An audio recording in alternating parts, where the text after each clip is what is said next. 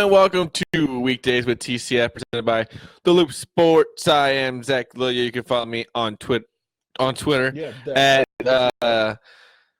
see. No, I'm in my head now. We had it was a whole thing before. At Z Lilia LILJA TCF. Follow typical Chicago fans. Follow The Loop Sports at The Loop_Sports. You gonna be all right?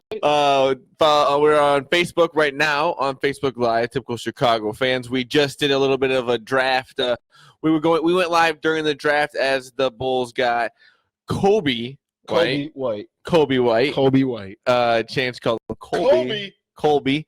Like the cheese. It's on me, gang. But that's funny. I just wanted to bring that up. And then on Instagram, typical Chicago fans and The Loop Sports. Make sure you follow me on Twitter at BoomyTCF. If you are an Apple user, you can find all of our podcasts on Apple Podcasts. Be sure to subscribe, rate, and review there. If you're not an Apple user, you can find us on Spotify. Follow us there. Head on over to the YouTube page. We are cranking out stuff on there. We're working on – Zach's got to get back to work and cut up more videos because we're just going to keep churning out some content for the YouTube page and keep growing that. So make sure you head on over to YouTube, type in Typical Chicago Fans, and smash that red subscribe button. Yes, we are here. It is June 20th. The time is flying. It is. I can't believe it's already June 20th. And yes, like we said, we did a little bit of draft coverage of TCF only, straight from us to you. And this is an old trade. I just thought I saw Jason Tatum in a trade. And I'm like, oh my god. Yeah, I saw Markel. The Bulls got Kobe White. They did the right thing, but we'll be talking about that more. But yes, we did that on our Facebook Live. We're gonna be doing. We always like doing some cool stuff like that. We did that during the lottery. So catch us every once in a while doing some random stuff with that. I think that's some of our best content is when we do that. We got a good reaction this time. We got a bad reaction during the NBA lottery. But we got a good reaction this time. We liked what the Bulls did, but yes, like we said, we'll go more into that. Let's get right into it. The Crosstown Cup, the Crosstown Classic, the Cubs, Sox. First game went to the Sox. Ivan Nova got the Cubs score 1 run. First pitch, Kyle Schwarber from Ivan Nova, home run. Nothing after that. Kind of disappointing. The Cubs lost. Eloy hit a big 2-run homer in the top of the 9th. For him, that had to feel amazing. Yes, I know a lot of Sox fans are going back and forth about how, yes, the trade maybe wasn't the best for the Cubs. The Cubs lost the trade. I'm not fully on that yet. Yeah. But yes, I'm not going to sit here and say Eloy's not going to be a great player, though. And I want Eloy to be a great player. I think that was awesome the other night. That'd be an awesome feeling for a guy. It sucks it was against a team that I cheer for, that I like. But yeah, that was a cool moment for him, and it had to be a cool moment for White Sox fans. But they go out the next night. They have Giolito, the best pitcher in the league right now, and he gives up a first inning grand slam to Wilson Contreras. Wilson Contreras awesome. Owns the White Sox. Well, I'm gonna have to give a little bit of it's not like I'm just kind of nitpicking here. He pimped that home run, and that went in the basket. Yes, I know it was on a line. Yeah, but that would have been a little nerve-wracking. That would not have been a good look if he did not hit that, because he really know it when you hit it. You know you when you hit it, but that was very close. Yes. But that was a cool moment for the Cubs there to get back at it after the White Sox had a big moment the night before. But yeah, Giolito, we got to him finally. We got to him the first. Somebody got to him. Yeah. First inning, I think that was the 4th batter up, and we got the bases loaded. I fell asleep last night. I did not watch the game. Yeah, tough night for you. It was a little weird. I woke up and I was actually very mad at myself, but I went on Twitter and I saw a bunch of videos of Wilson Contreras in the Grand Slam, so it felt good. He also had another home run later in the game. David Bodie had a home run too, so the Cubbies got out of there to 1-1, split the series. They play again in July, and I think some of us at the Loop Sports are trying to go. But tickets have kind of gone a little crazy here. Yeah. A little expensive. But I'll let this weekend or this week, there's a weekday game, wear off maybe, and the ticket prices will go down a little bit. But yes, I think they would say it's about $300. Yeah, that's a little out of my price $250 for a ticket. But that's kind of cool, though. It's nice that The rivalry is kind of back, and the both teams are in a spot where it matters for both teams, and both teams can do we're good. I mean, it was a good tight series. The top of the White Sox order is good, man. Like, Yohan Moncada is a good player. Jose Abreu is a good player. Eloy is a good player. Tim Anderson. I mean, James McCann. Like, they have good players. James McCann could be an all-star. James McCann should be an all-star. We're saying that the Cubs and White Sox made the same amount of all-stars this year going. The White Sox have taken the lead. I like that a lot. We have Romeo Langford over here. Yeah, we have the Celtics moving up. We're going to get to some draft stuff here in a minute. Over here. What were you saying here? I joke with guys I work with that are Sox fans, that we let them win one. You got to let little brother feel like they belong. But the things are going in the right path for the White Sox. And it's not like you just gave them that game. It was Pedro Strop in the inning where you want Pedro Strop, and Eloy went up there, hit a 2-run homer, and they got the game, won the game, and it's fun. It's a fun series now. It is. It's a lot of fun. And just a thought, Pedro Strop, since I know you're probably watching this in the bullpen, can we not throw balls right down the middle to one of the best hitting prospects in baseball?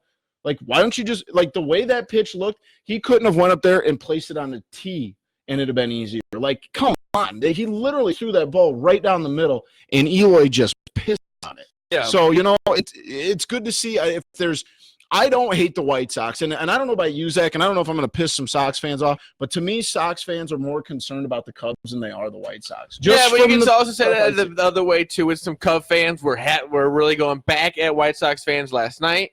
I think it's fun. I don't think that you need to go back and forth all the time, but when you're playing each other and they call it the Crosstown Cup, I think it's fun to have a little bit of a back and forth. You can have a little bit back and forth because actually the White Sox are going in a direction where I think they're going to be a good team, a relevant team. So I think, yes, like you said, maybe they're forcing a little bit, but it's fun. And they have a reason to come back at us because they have a team that is on the rise and can compete against them. Yeah, it's like you said, it's good for the rivalry. It's good for the city. I mean, and also Tim Anderson realized do not run against Wilson Contreras. Everyone that was awesome. Those. That was a dart. And then Javi stole third base, and then they got I think the Cubs talk and White Sox talk. I think it run through NBC Chicago. Yep. They have it all set up, but they were kind of going back and forth with each other, and I thought that was fun. And like I said, I think it's a good way, not all the time, but the 2 times you play a year for 2 games, if you kind of want to have a back and forth, that's fine. And it's both teams are, like I said, the White Sox are on a rise, and the Cubs are a good team right now. I think it's going forward. This was a cool series for the city of Chicago. Yeah, because it just kind of shows you that both your baseball teams are going to be good for the foreseeable future, and it's going to be exciting. Now, I have a question for you, and this is something I saw brought up on Twitter last night. How would you feel if the Cubs and Sox were to be put in the same division? It'd be weird. It would, but it's like a thing with the Boston, New York aren't in the same. Yeah. It'd be kind of like if New York Mets and New York Yankees were in the same division. It would definitely make it a lot stronger. Yeah. Of a rivalry, but I think I don't think it would ever happen though. To me, I like the idea a lot just because of the buzz it created around. Was that brought to you by somebody, or did you just think of that yourself? I saw it on Twitter last night, and it might have been like Eli Herskovich or someone from one of the writers or talking personalities in Chicago. But, they made a great point that, like, look at the buzz that it made. I mean, there was 40,000 people on a Tuesday night game in Chicago on a pretty shitty night. I mean, the weather was not good last night. They had heaters in the dugouts. And like we said, with the series going forward in July, the tickets are on the rise already. Cubs just can't stop scoring. That's awesome. 5-3. But, yeah, with that, the White Sox are going to get more people there at the games. More people are realizing that you need to come in. It's going to be fun for the next few months here. The rest of the season is going to be fun. They're going to bring Dylan Cease in at some point, I think, in July. Yep. That'll be another fun moment for him. And going forward, maybe he can string some wins together at the end of the season and make it a fun bring-up. Eloy is going to have fun the rest of the year. You got Michael Kopech coming back next year at some point. So I think the future for the White Sox is going to be exciting and going to be fun. It's not going to. You had the most losses in a long time. They have been 500 in 6 years at the end of the season. So I think if you're a White Sox fan, you should be happy, especially after this series. I mean, you got to show that you stuck with them for Game 1. Yes, Giolito did not do very well yesterday, but Giolito I still think is the best pitcher in the league right now, in Major League Baseball right now. And his next start's going to be big. I think his next start is really going to say something. He hasn't really had to. I mean, he's had an insane run, right? I mean, it's been astronomical, the things we've seen out of Lucas Giolito. The way he's going to bounce back, to me, is going to tell a lot. And like I said, I think right now he's the best pitcher in baseball. Maybe just the American League. I still think there's something to be said about Madison Bumgarner. Or no, I'm sorry, not Madison Bumgarner. Don't know where that came from because he is definitely not the best pitcher in the league. But I will say that I think that Max Scherzer out in Washington might be the best pitcher in the league. How does he bounce back? Does he take this? Does this turn into 2 or 3 losses in a row? Or does he bounce back and have a great outing and kind of get back to that form? I think that is going to tell a lot on where he is as a professional and where he is as far as ranking. Not that the ranks in baseball mean anything, but as the Sox go forward and try to figure out their rotation with how many guys that they have in the system with, Dylan Cease and Michael Kopech and who's the one I'm forgetting?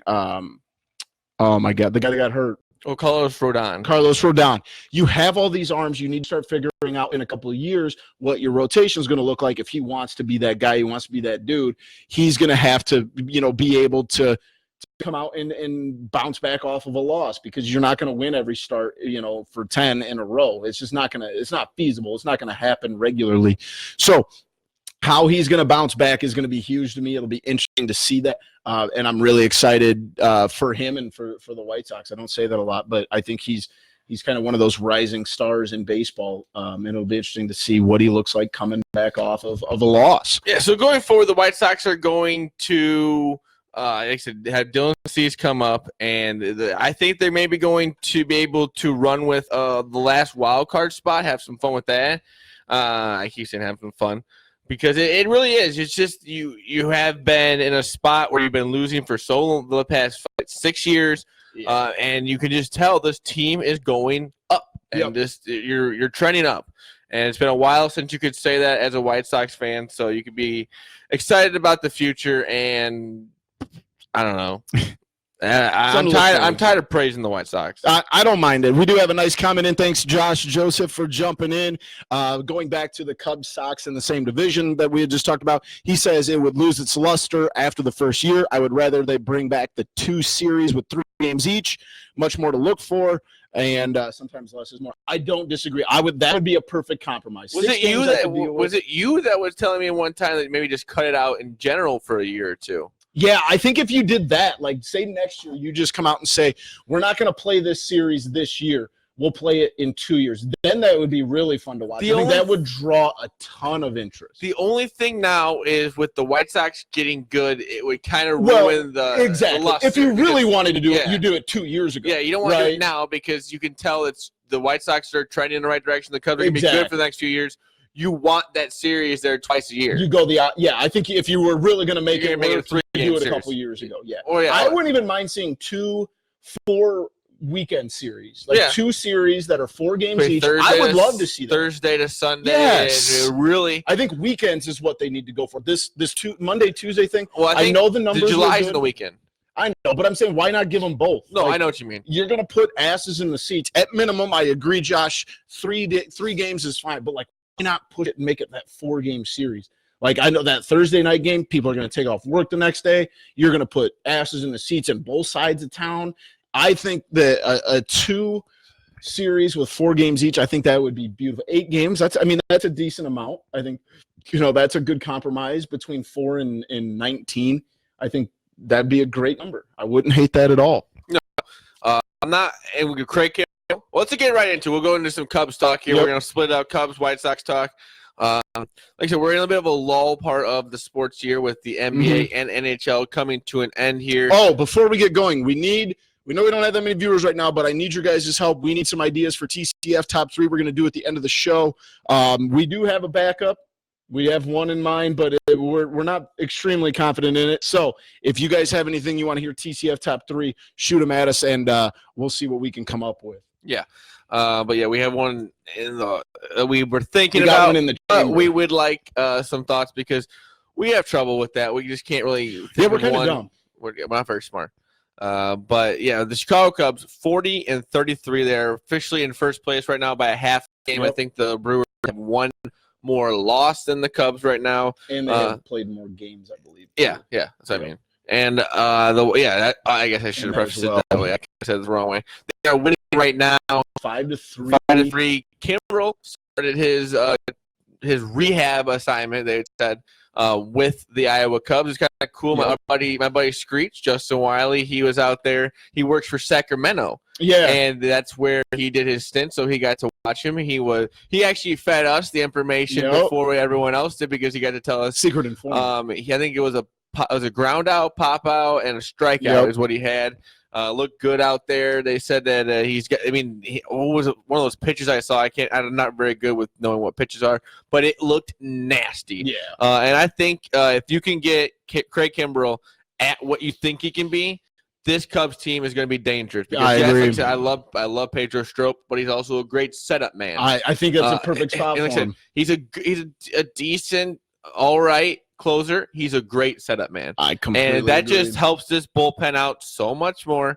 And also the Cubs bringing up Adbert Alzolay. Okay, and I've been practicing. I think they are splitting the game tonight. Him and Tyler Chatwood is what I think I heard. That's from the Theo, plan. because Theo said that Chatwood is not really there right now for a full game. He said 70 pitches. You don't want to push him too much. Which and the then way he pitched tonight, he might get 4 innings. Adbert Alzolay has also been coming back from an injury from last year. No, so it was in spring training. Yep. And he is coming back from that, been rehabbing with that, and kind of going a little bit slower with the process. And so they don't want to throw too much at him. But he has been the most dominant pitching prospect the Cubs may have almost ever had. Yeah. I don't really know who else they they didn't draft Kyle Hendricks, did they? No, they traded Ryan Dempster for him. So I think that this is kind of cool for the Cubs. Your boy. Who? Chume Okiki. Oh, just got picked by the ADHD. Okiki, do you love me? Okiki, do you love me? Just got picked by the Orlando Magic. Also, shout out to Draft one night. We love it. Yes. We'll get more into that. I think this is exciting for the Cubs tonight. This guy is their top prospect. It'd be nice to have another arm out there. Do we have a yeah, we got a nice top 3 suggestion. What is it? I'll give it to you in a second, man. This is a really good one. Okay. But no, I like that they made this move to bring up Adbert. I have actually liked Tim Collins. He's the one that got designated for assignment. But in the pitch that they're in, they need another starter. They don't want Tyler Chatwood going more than 70 pitches, which is completely understandable. The way and they don't want Adbert to go longer either. Exactly. They don't want either guy to. And I think this is kind of something that has been going on a little bit here in baseball. This kind of 2 pitchers. I think I kind of saw it. Even though it was 1 inning, the Angels did that. I don't remember who they put out first, and then they put in who's the I couldn't name the pitcher that the pitching staff. Jared Weaver's the last. No, he used to pitch. He pitched for the Cubs last year. Chubby guy. I know who you're talking about. Cahill. Yeah, Sir Cahill. It wasn't last year, was it? Maybe it was 2 years ago. It was a while ago. Yeah, but here's my question. Do you think that this is something that the Cubs could do till Kyle Hendricks gets back? Basically having like 6-ish starters? Yeah, I think they want to do that. Go Tyler Chatwood on the days he's scheduled to pitch. Maybe give Adbert a start and give him 70 pitches. Then bring in Tyler Chatwood. I could also see going forward, even when Kyle Hendricks coming back, keeping this same thing, maybe for a few more starts, having that 6th starter in there, giving John Lester, giving Cole Hamels an extra day off. Even though they may not want to do it, they maybe need it. Yep. Going forward with a long season, older guys. I like that idea a lot, but what do you think about doing what they're doing tonight on a continuous basis? That's what I mean. Going two starters, but also being there when Kyle Hendricks, the 2 starters being the 6th starter. We got 2 6 starters. So really 7 that are pitching in a 6-starter stretch. And then you give Adbert like about 2 or 3 maybe starts up here in the majors while doing that.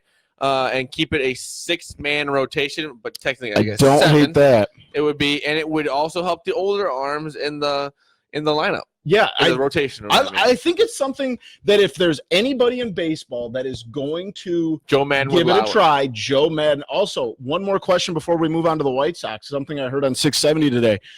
If you were told to pick between the two, I heard this. Did you hear this? Theo or Joe? You gotta go with Theo. Thank you. How are people arguing? And don't get me wrong, I love Joe. I love Joe Madden. He's a great coach, but there are not.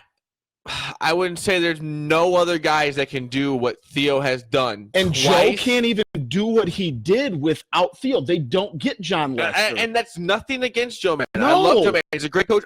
If they were to assign him to an extension, you would hear nothing from me. I love not Joe at Madden, all. The way he does his business, the Cool Calm Collective.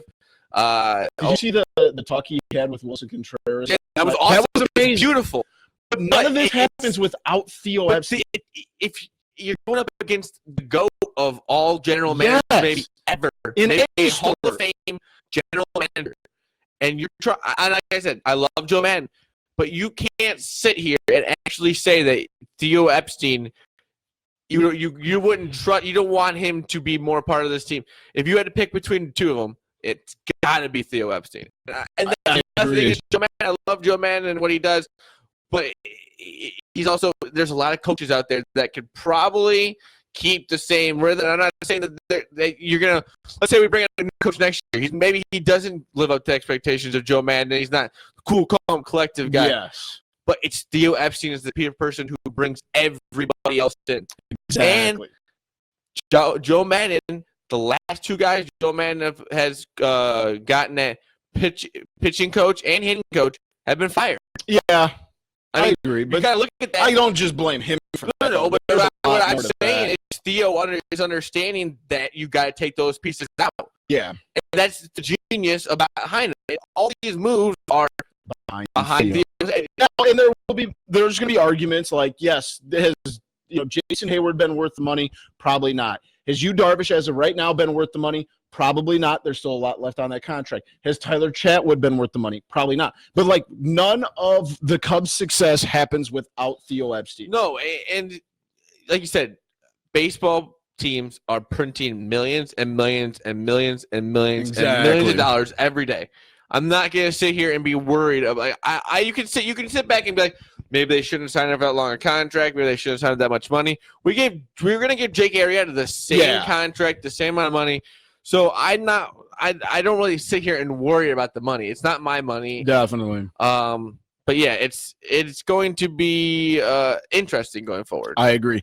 But yeah, like you kind of got to. We'll only be on this briefly, but the Sox, man, they're fun to watch right now. Yeah, and they're fun to watch. Like said, the top of that lineup is dangerous. Eloy got the big home run at Wrigley Field. It's been his first time back, or first time ever there. Honestly, if it was against any team that wasn't the Cubs, I would have loved to see that moment. Yeah, it was a cool moment. He had some fun there. I would love. I mean, if I'm in his spot, that's a once in a lifetime moment right there.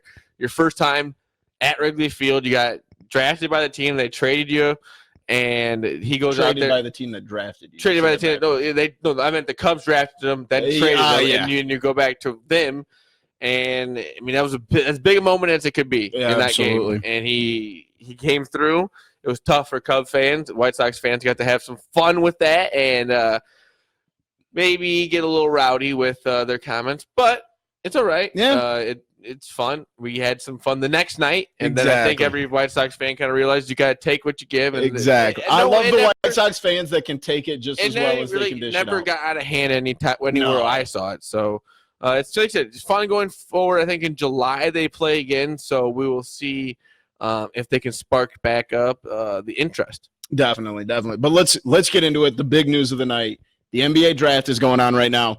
The Bulls, it falls to them perfectly. Kobe White out of North Carolina, which you still didn't edit that before you clicked live, and it's spelled wrong because I'm an idiot, so we'll have to edit that after we're done posting. Oh, I can edit that after. I know, but I wanted you to do it before so I didn't look like an idiot and had to talk about it. Oh, I thought you meant the other video. No, this one. Anyway, The Bulls get Coby White at 7. The way things shake out is pretty explained. The Minnesota Timberwolves kind of got caught in a situation they didn't want to be in. I heard it at the last second.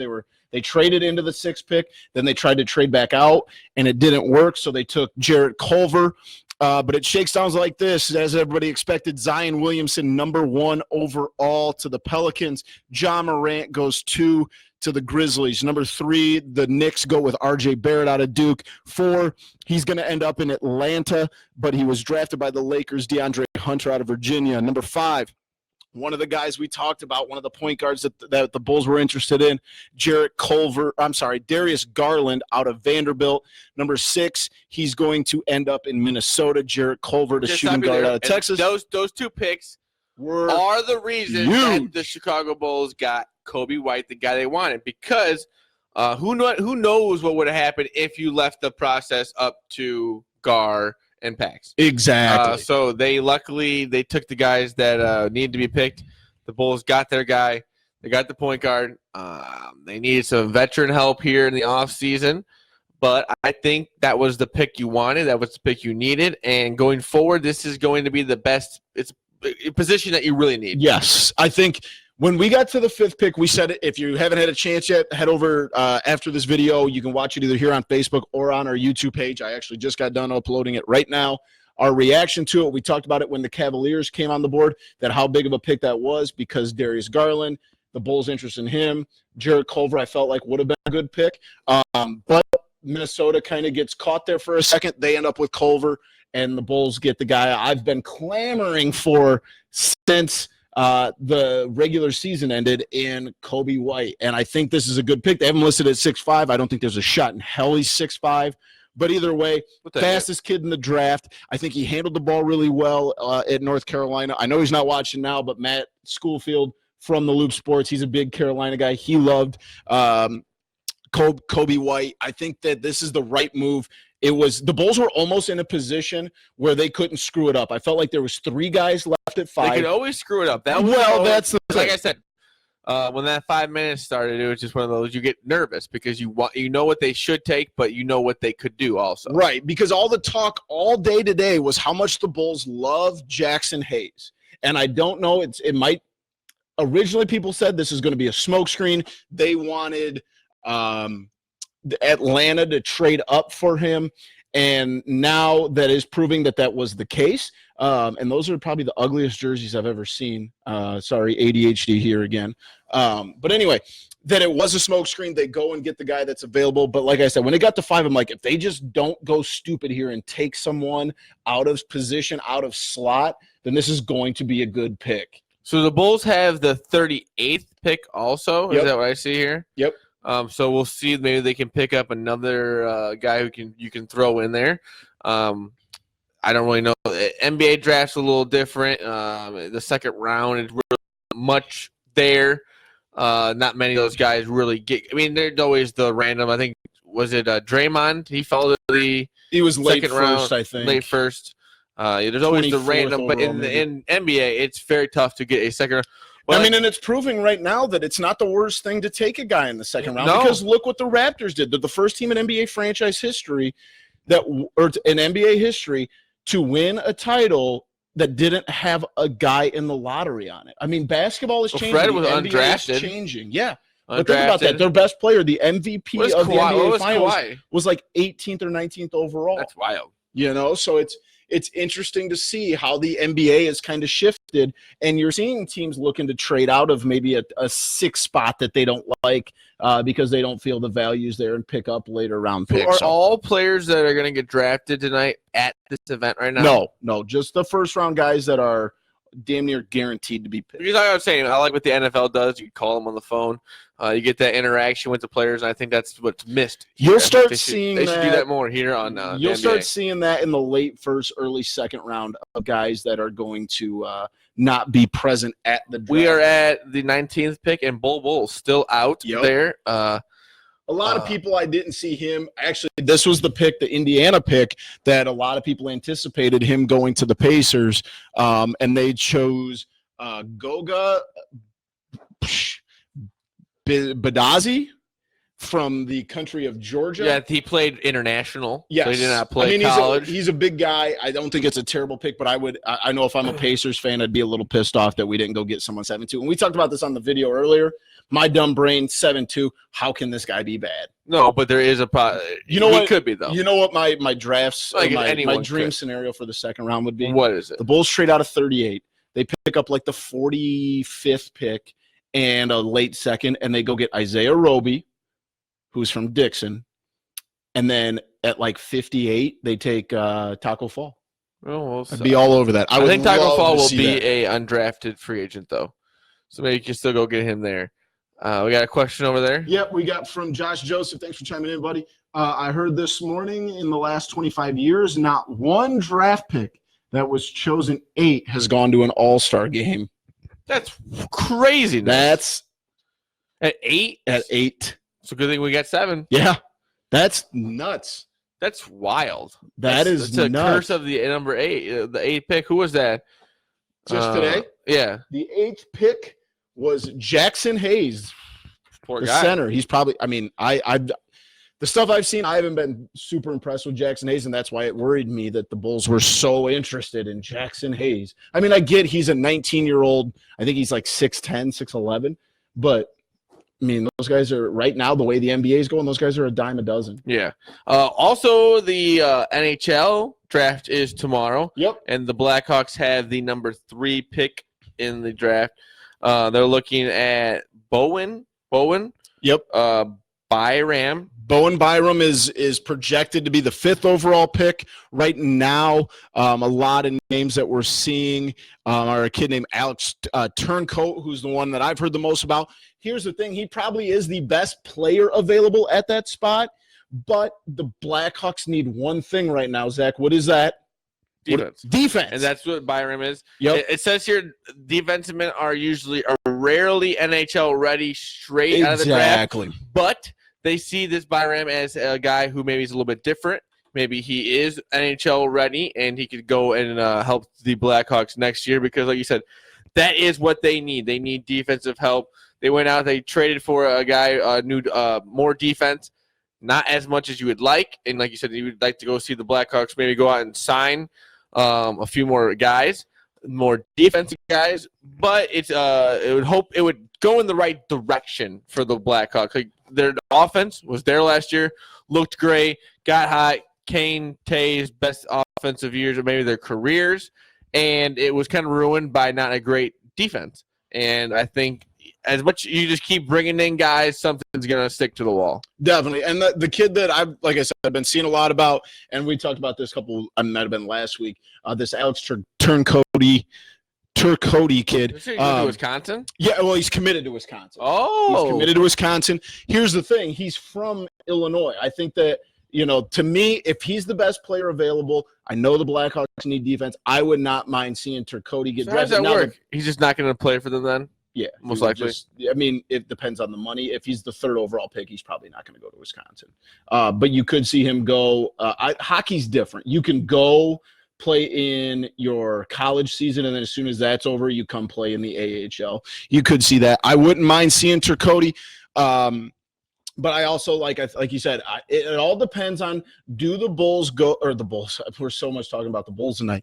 Do the Blackhawks go take the best available, who I think in the long run the best upside might be Turcotte. But at the position-wise, do you go position-wise? And that's – we could talk, at any draft in any sport, you can talk about that scenario. But I think that I know we've disagreed with some of the decisions he's made, but I think Stan Bowman's going to make the right pick here. And I think either way, you're not going to go wrong with either Turcotte or Byram. A little note here. You are seeing a lot of international players being drafted. This is the perfect time for international. By the 20th pick. But you are going to see more and more and more of this until they take out the 1 year of going to college. Yep. They are going to see more and more players go over, play international, play over in Europe or wherever, and get their money, still play professionally, get to live that lifestyle, figure out the lifestyle, and that will change once they take away having to go to college for 1 year. But till then, this is just going to become a bigger and bigger trend. Yeah, I think that you're starting to see a boom in it. We see LaMelo Ball's going overseas. Now, this kid that was drafted, none of the kids so far that have been drafted internationally are from the United States, but we've seen an influx of this in teams or in kids. What was the one that signed with the New Zealand Breakers? I can't remember. RJ Hamilton. RJ Hamilton going to the Breakers, and literally a week later, you see Lonzo Ball. LaMelo Ball signing with another team in Australia. LeVar says he'll be number 1 pick. LeVar Ball also banned from ESPN now. Oh yeah, that's probably needed. Good. About 2 years too late. Yeah, that was not the clown. Smartest choice of words in the moment. I can't stand that human being. No, he just talks to hear himself speak, and he just says stupid shit a lot. Saying that his son's LaMelo's gonna be number 1 overall. No, I don't think so. Yeah. I'm sorry to burst your rebel there, but not. I don't think so. I think RJ Hamilton, the guy that's going over there, is going to be picked before LaMelo Ball. He was not. He was maybe a top 60 prospect when he was at Spire. Maybe. I mean, so he's a get out of here point with this guard number that 1 shoots, BS. and I mean, I've never seen. I don't know. I don't even want to give those people airtime. Like I can't stand. You got any questions over there from Eagle? Just Eagle saying that the Hayes kid, the Jackson Hayes that the Bulls were so enamored with, got a D grade by CBS Sports. So good thing the Bulls didn't try to make the flashy pick there. Not that grading of draft picks is always panning out. And then also the cool to see if the pick ends up in Rockford. I think that would be the case if you see either of these guys at some point they're going to end up in Rockford. Depends how if they go to Cody and he does go play at Wisconsin, if he has an amazing year, you might see him with the Blackhawks. But I think more realistic, you're going to see either one of those guys in Rockford at some point. I have a question. How excited were you when you saw that Brett Favre was going to make his return, and then they found out that a hacker had got on his Instagram and had made that up? But he had made his He'd still be the announcement. best quarterback in football. Yeah, it'd be funny. But it was pretty much like, I'm going to return in 2020 to the NFL. But he'd be like 46. He's pretty old, and he's making some good money off of Wrangler jeans and copper fit and whatever else he can sell on commercial. But everyone always tries to knock that. But if I was retired like that, I would do whatever I could. Oh, dude, and I would I would pull the old like I'm coming back thing. I would do that so routinely that people would just like stop following me on Twitter. Be like, coming back next year. I saw. I think it's about 72 or 3 days until the Bears and Packers play at Soldier Field. Right. So that'll be exciting. So the Packers start 1-0. Yeah, right. But I'm excited for football just in general. We'll be back. It'll be nice to have that. That's our next sport. We got I mean, not a lull, but we got baseball and we got Cubs. I think they got starting the White Sox series at 17 straight games. So we'll have 10 games in a row at home. I think they play a day game tomorrow, and then probably a day game. I thought I saw that the last Saturday was like the only night game on a Saturday at Wrigley Field, like the rest of the year. They don't. Javi Baez scored on a wild pitch. Cubs up 6-3. The Cubs have done really well since we turned it off. So I think that's a good thing. I don't think we're allowed to watch the rest of the night. That's false. We're going to watch the rest of it. Yeah, you're right. But what was you get now? All right. I want this. I think we're going to go a little bit shorter here. You want to eat some candy first? I'm sorry. Yeah. We already did our Facebook Live with the draft stuff, so I think you're getting maybe tired of seeing our ugly mugs here. So yeah, it's a lot of time for us. We have Turtles, the original caramel nut cluster, original pecan. Never had this before. Yeah, go on. I cannot believe you've never had a turtle. I probably ate my first ever turtle candy when I was like 6 years old. I cannot believe you've never had one of these. I think I know my rating going in though. But it has been Okay. Wow. Just as good as I remember. That's a classic.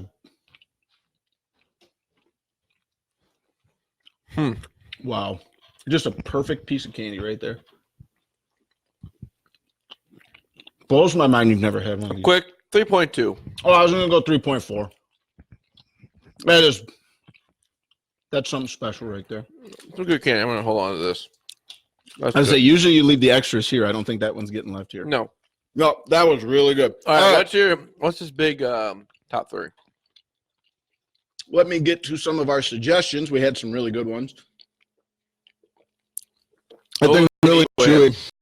What was one Igor had? Top 3 cookies. That's a good one. And then Josh with another good one. Top 3 stadiums you would like to see before you're old and wrinkly.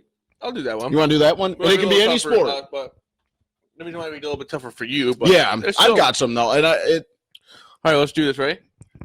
Hang on. Oh, I don't even know why we do this anymore. Single time I win. I want to go to Fenway. Yep. I want to get out to Fenway. I want to get out there and see that. Maybe not even before I'm wrinkly, before they do something about it. Before they tear it down. But yeah, that's a good pick. That is a very good pick. All right, this is going to be hard for me. Not to toot my own horn, but I was in the paper the other day. My whole family was. That was very cool. We've been to tons and tons of stadiums. There's only 6 active baseball stadiums I haven't been to, so this will be a little bit difficult. Thanks for taking one of those 6. But Dick. It's all sporting. Yeah. All right. Number 1, I am going to go with the Big House at Michigan for a football game. 107,000 people. Count me in. I will go to the Big House. I don't even like Michigan athletics. Not even a big fan, but I would love to see a game in the Big House. Number 2, again, not a fan, but I want to go to Notre Dame Stadium. Yeah. And we actually went to a Notre Dame game at Northwestern, and we both talked about it. It's like we're not big Notre Dame fans, but I would love to see a game at Notre Dame Stadium. I would love to go. Hello, welcome back to Weekdays with TCF.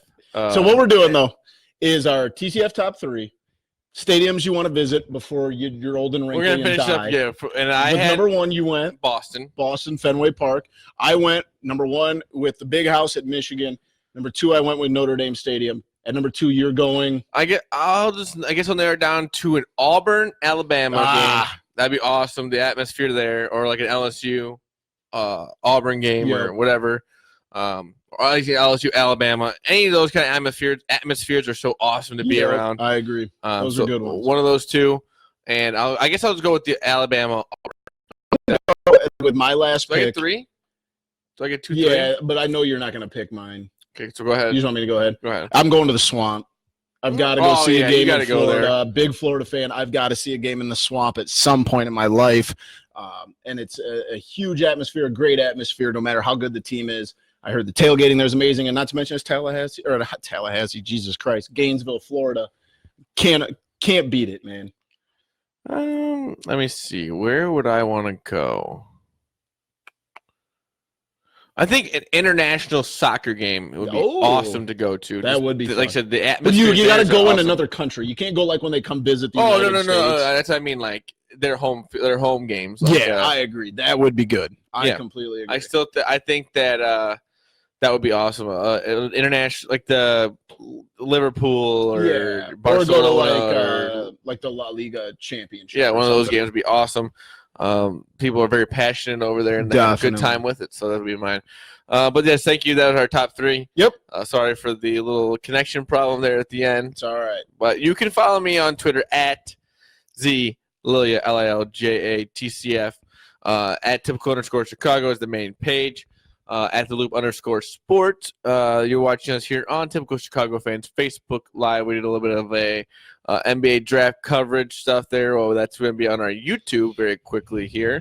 And the Loop Sports on Facebook, Instagram. It is already on YouTube. It's on YouTube. I've already put it up. Quick with that. With the quickness. And Instagram, Typical Chicago Fans. Also, Typical Chicago Fans, I think when we were going probably Saturday, we'll be going Instagram Live for our Saturday, our ping pong game here. We usually do a pre-ping pong podcast ping pong, and we'll be going Facebook, Instagram, Instagram Live for me trying to get back to 500 here. Not going to happen, but make sure you follow me on Twitter at BoomyTCF. If you're an Apple user, find all our podcasts on Apple Podcasts, subscribe, rate, and review. If not, find us on Spotify, follow us there. And like Zach said, head on over to the YouTube page, Typical Chicago Fans. Subscribe there. We'll got plenty of videos. We're working on more. Zach's got to get back to work, editing videos, and get those put up on the YouTube page. So head on over and check those out. Also, thank you to our sponsor, SeatGeek. Promo code The Loop Sports in all caps, $20 off your first purchase. Shout out to 26shirts.com Chicago and Monkey Knife Fight. Loop, promo code Loop.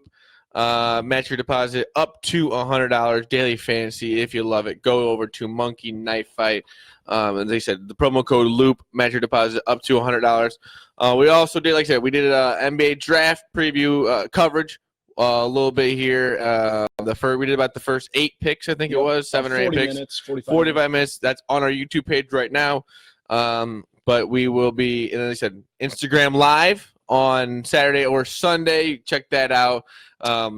We will be doing our pre-podcast ping pong. If you want to, if you're interested in calling in a fix, and depending on how much money is available, if you can get odds at your local bookmaker, I'm willing to talk. So shoot me a DM.